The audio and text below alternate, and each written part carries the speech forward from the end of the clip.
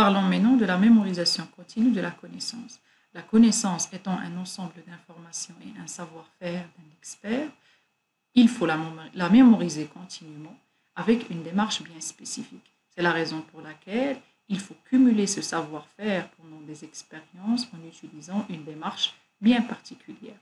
Il faut privilégier la structuration de bases d'informations, que ce soit une base d'informations tacite ou bien explicite, une base d'informations en support et en document, ou un ensemble de connaissances qui sont modélisées et instaurées sous forme de processus, de phénomènes ou d'historiques.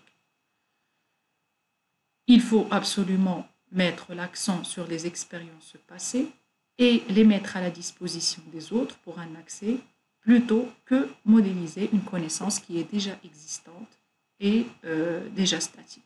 Il y a des exemples au niveau des entreprises à l'échelle internationale.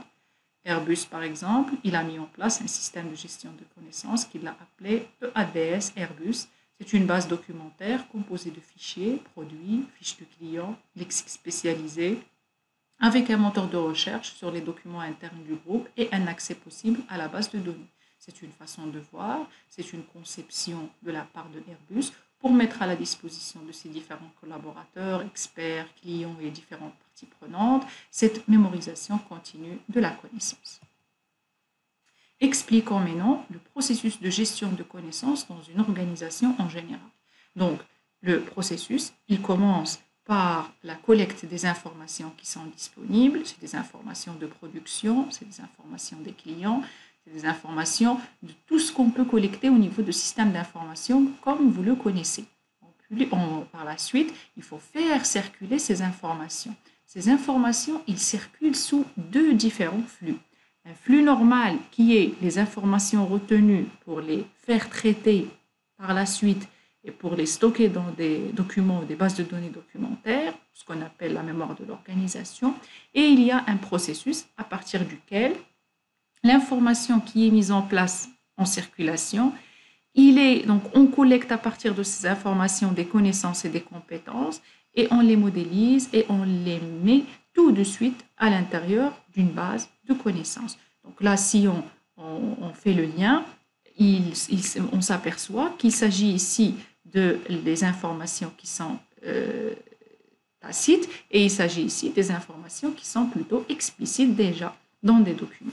Si on continue par rapport aux informations qui sont, ou bien aux connaissances qui sont explicites. Donc, une fois les informations stockées dans une base de données qui est documentaire, il faut les référencer et les relier, les rattacher avec la base de connaissances ayant une base des règles et une base de faits pour pouvoir mettre en place un moteur de recherche. Donc, toute personne qui cherche un document relié à l'activité ou la production de l'entreprise, il faut que la recherche soit facile et que le document soit bien indexé.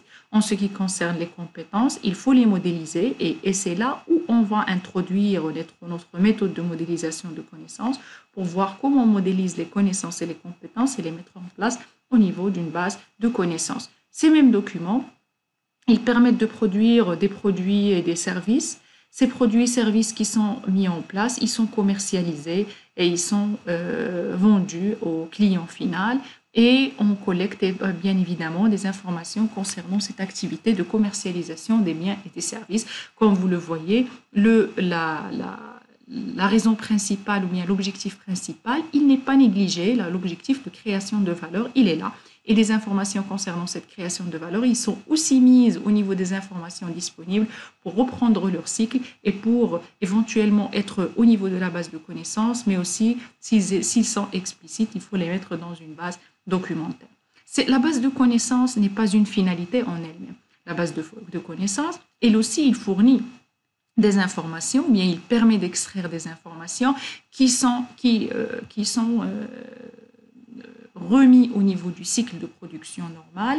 Et là, on peut penser à notre système intelligent qui utilise cette expérience, cette compétence, et il la déploie, il la facilite, il l'utilise pour la mettre à la disposition des différentes parties prenantes.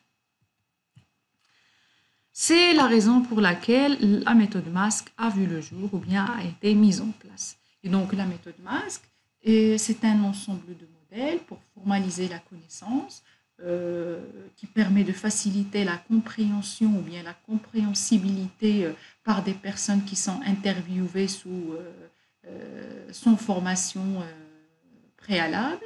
C'est une méthode qui est facile à faire vivre, donc modification, communication, comme on va le voir. Ben, si on se pose la question sur le quand et le comment, donc la méthode MASC, il est catégorisé au niveau des formalismes des connaissances. Hein. Il est conçu par Jean-Louis Hermine et ses collaborateurs au niveau de l'Université de Bordeaux. Et aussi l'Université technologique de Troyes. C'est une méthode qui a eu un succès en matière de modélisation de connaissances dans des sociétés ou bien des entreprises industrielles et non industrielles. Donc, c'est une méthode pratique. Ce n'est pas une méthode théorique. C'est vrai, elle a un fondement mathématique pur avec une modélisation qui est faite correctement, mais la méthode, elle a été développée et implémentée sur des cas pratiques au niveau des entreprises. Donc, il a été appliqué sur des industries telles que CEA, ONERA, PESA, DCN, DGA, au niveau des sociétés non industrielles, Confioga, la NASA aussi. Et donc, c'est une méthode qui est affinée et enrichie avec des expériences. Donc, plus on fait d'expériences, plus la méthode a été enrichie et il continue à être enrichie jusqu'aujourd'hui. C'est une base pour la construction et la gestion des connaissances et pour cette raison, ils ont mis en place carrément un club de gestion de connaissances qui s'occupe de l'enrichissement et de l'évolution de cette méthode. Donc, MASC, il a été préalablement mis en place pour tenter de répondre à deux questions principales. Quelle est la nature de la connaissance dans une entreprise? Est-ce que c'est une connaissance qui est tacite? Est-ce que c'est une connaissance qui est explicite? Comment capter et partager cette connaissance? Donc, si la connaissance elle est tacite, comment on fait? Si la connaissance elle est explicite, comment on fait? Donc, on a constaté, en expliquant le processus de gestion et de mémorisation de la connaissance au préalable, que le plus facile, c'est de capter une connaissance qui est explicite parce qu'on va la mettre au niveau d'une base documentaire et puis on va indexer ces documents, on va mettre en place un moteur de recherche et l'affaire, elle est faite. On peut chercher ce qu'on veut. Par contre, pour ce qui est de la connaissance qui est tacite, et donc il faut utiliser des modèles, il faut utiliser un processus bien particulier pour le faire. Quels sont les points forts de cette méthode? Et bien sûr, on va le constater ensemble en analysant son raisonnement et sa façon de faire. Donc, c'est une façon de capitalisation de savoir d'expert. C'est une méthode qui permet la structuration de corpus d'informations. C'est une méthode d'intégration de savoir-faire dans des procédés industriels et des processus d'entreprise. Et c'est une méthode qui permet la diffusion de la connaissance. Donc, si on élabore un système de gestion de connaissances en utilisant la méthode MASC. Donc, on est rassuré qu'on a mis en place à la disposition de l'entreprise une base de connaissances et une mémoire de l'entreprise qui est complète et qui peut rendre service pour préserver le patrimoine de l'entreprise. Les principes de la méthode, donc c'est une méthode d'abord qui se base sur le recueil de connaissances, ensuite sur la modélisation de connaissances, par la suite en mettant en place ou en réalisant ce qu'on appelle un livre de connaissances, et la phase finale, c'est la diffusion et l'évolution de la connaissance. On va expliquer chacune de ces étapes et on va surtout répondre au comment ça marche. Commençons par le premier point qui est le recueil de la connaissance.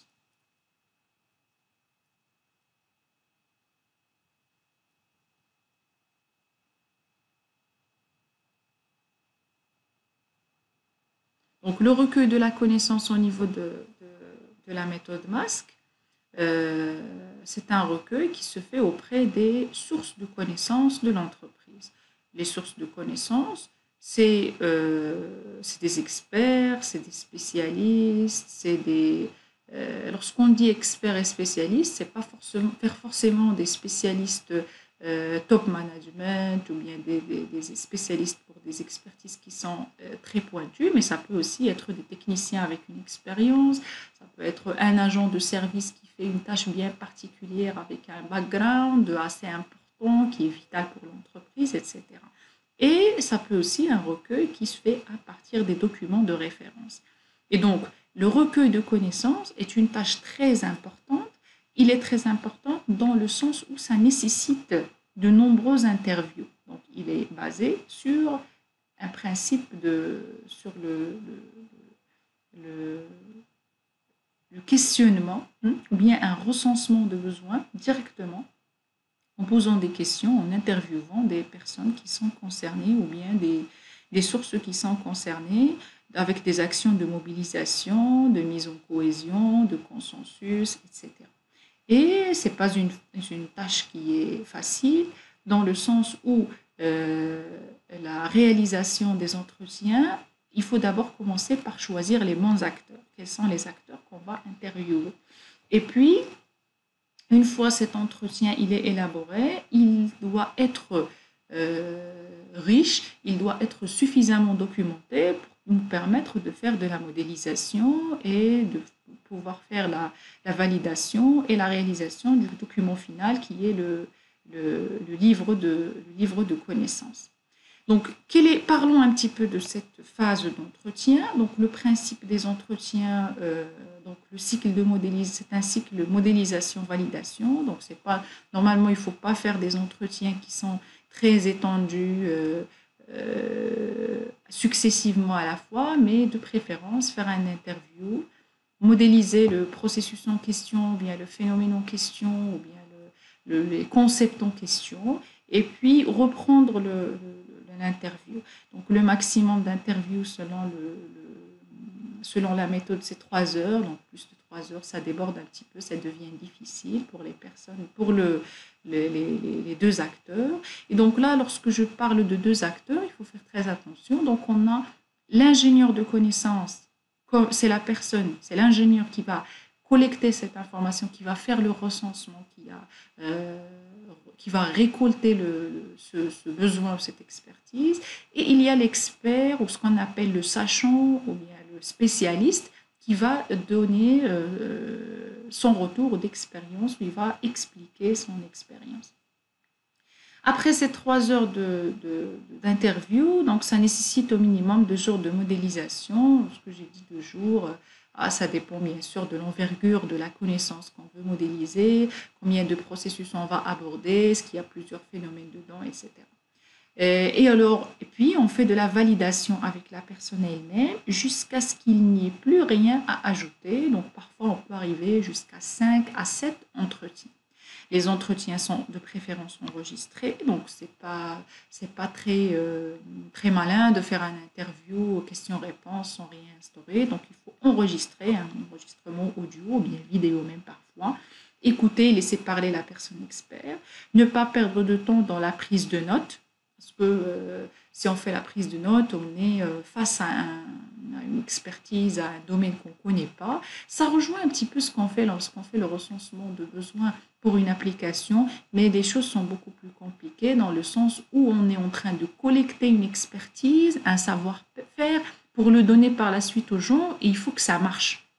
Mais si je recense le savoir-faire du mécanicien, si vous vous rappelez de notre exemple, comment il faut faire pour changer le pneu, et donc il faut que même si moi je ne sais pas vraiment comment ça marche, il faut que lorsque je traduis, lorsque je recueille cette connaissance, il faut que toute personne lisant mon livre de connaissances ou bien mes modèles, il va faire correctement la chose.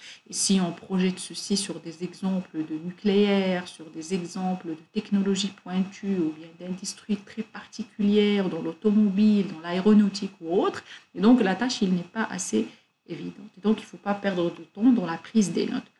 Il faut pouvoir revenir sur une définition précise lors de la formalisation, donc avec bien sûr l'expert lui-même.